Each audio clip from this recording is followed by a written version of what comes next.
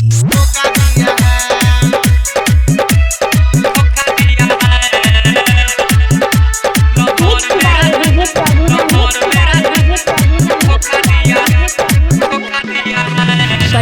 by Bhavna Recording Studio, Nanaur Chowk।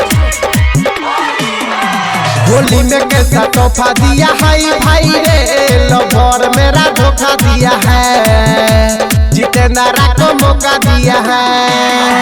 Holi में कैसा तोहफा दिया है भाई रे, लवर मेरा धोखा दिया है, देवेंद्रा को मौका दिया है। होटलाली हमसे लिया, कनवाली हमसे लिया, साथ दो सेठ सोफा लिया है रे रे रे।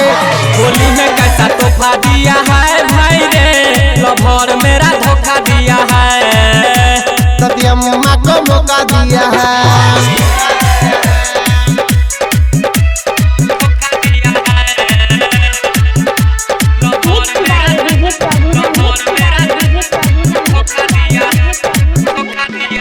हाँ मिलने को बोली तो मिलने हम आए, 3 बजे भोर हरिया में देखा मैं उसको, वो चिपकी हुई थी राहुल के साथ रहरिया में।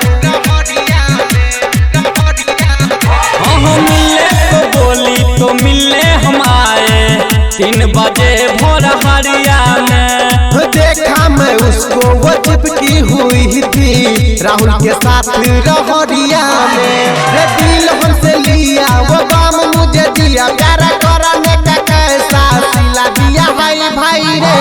होली में कैसा तोहफा दिया है भाई रे, लवर मेरा धोखा दिया है, सुमितावा को मौका दिया है।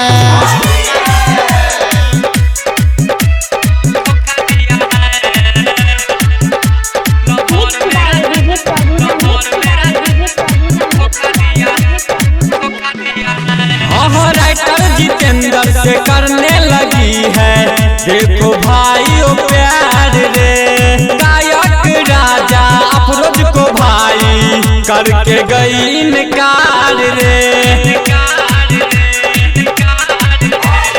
राइटर जितेंद्र से करने लगी है, देखो भाई ओ प्यार रे। गायक दुलार बरसमिया को देखो करके गई इनकार रे। जीते जी मार दिया, न जाने क्यों किया, प्यार करने का कैसा सजा दिया है भाई रे। होली में कैसा तोहफा दिया है भाई रे, गजलिया मुझे धोखा दिया है, विकासावा को मौका दिया है। होली में कैसा तोहफा दिया है भाई रे, कि पुजवा मुझे धोखा दिया है, मनोजावा को मौका दिया है। होली में कैसा तोहफा दिया है भाई रे, कि मेहवा मुझे धोखा दिया है, प्रभासावा को मौका दिया है। होटलाली हमसे लिया, कनवाली हमसे लिया, साथ में दो सेठ देखो सोफा लिया है भाई रे। पूनमिया मुझे धोखा दिया है भाई रे, डीजे विशाल को मौका दिया है, कैलाशवा को धोखा दिया है, सरोजावा को धोखा दिया है।